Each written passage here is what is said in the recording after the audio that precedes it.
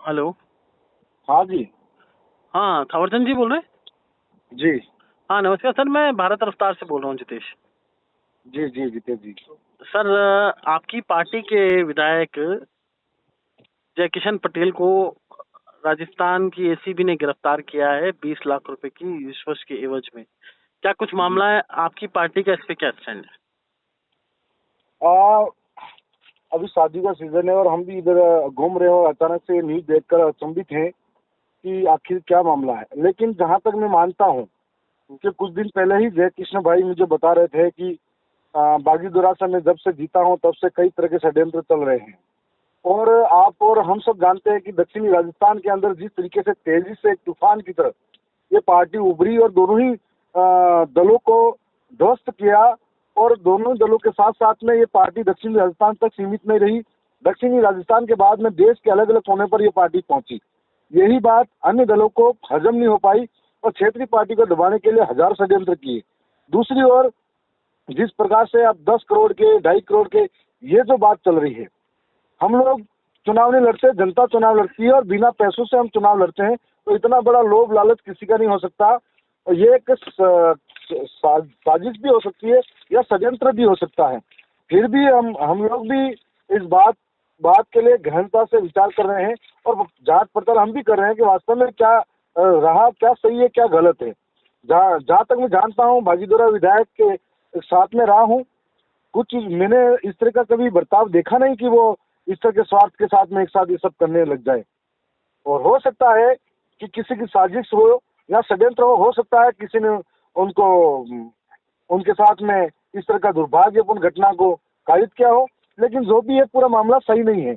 और जहां तक मैं मानता हूं कि बढ़ती लोकप्रियता इस पार्टी की है, तो दोनों ही दल बारी बारी से इसको खत्म करना चाह रहे हैं और उनको ये बात पच नहीं रही है। तो आप थावरचंद जी, आप कह रहे हैं कि आप तो पूरा पूरा विधायक का साथ दे रहे हैं, जबकि रंगे हाथ एसीबी कह रही है कि रेड हैंडेड पकड़ा है हमने उनके जो पुलिस के एक वो लगा हुआ था कांस्टेबल, जो उनके पीएसओ, और उसको पैसे देते हुए। मैं ये कहना चाह रहा था कि मैंने सुबह जब न्यूज देखी तब ये बताया गया कि उनका गनमैन फरार है और वो पैसा लेके फरार है। और अभी जो एसीबी के बयान थे, जिनके जो डीजी हैं, उनके बयानों से ये स्पष्ट हो रहा है कि उन्होंने कहा कि एक वो व्यक्ति है जो पहचान नहीं हो पाई है, वो फरार है। अभी जो उन्होंने जो बयान दिए उसके आधार पर देखिए, तो एसीबी ने गनमैन जो फरार है या फिर वो फरार है। और अगर एसीबी वो ने पैसा लेके फरार है तो दूसरी बात, विधायक के ऊपर सीधे आरोप लगा रहे, क्या पैसे बरामद हुए या नहीं हुए, वो भी एक जांच का विषय है। दूसरी बात, इस लोकतंत्र के अंदर यदि कोई व्यक्ति 20 लाख रुपए या 2 करोड़ रुपए देने के लिए तैयार है, इसका मतलब वो सामने वाला भ्रष्ट होगा।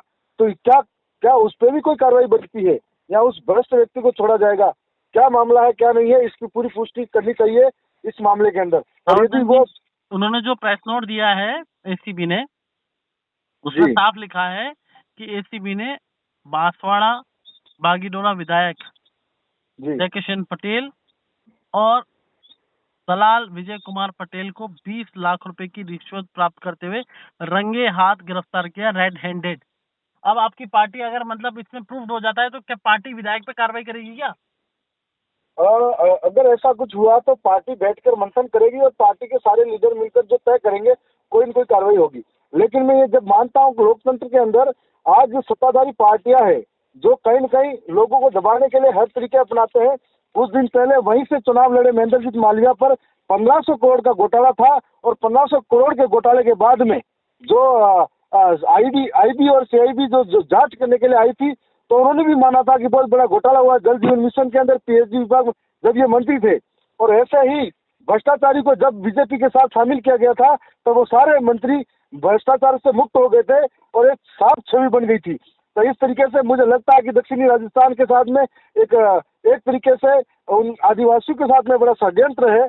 अब इसकी पूरी जांच पड़ताल करने की जरूरत है और ऐसा कुछ हुआ है वास्तव में तो हम लोग सारे मिलकर, हम लोग हमारे जो कमेटी मेंबर हैं, हम लोग सारे मिलकर एक विशेष योजना बनाएंगे कि भाई इस तरह से पूर्व में जो घटना घट गई है इस तरह से कभी नहीं हो। जनता का विश्वास हम पर टिकी है और जनता की विश्वास और उम्मीदों की बदौलत दोनों दलों को हम हरा कर जीते हैं और हमारे वहाँ पे कांग्रेस बीजेपी दोनों एक होकर आज तक चुनाव लड़ी है।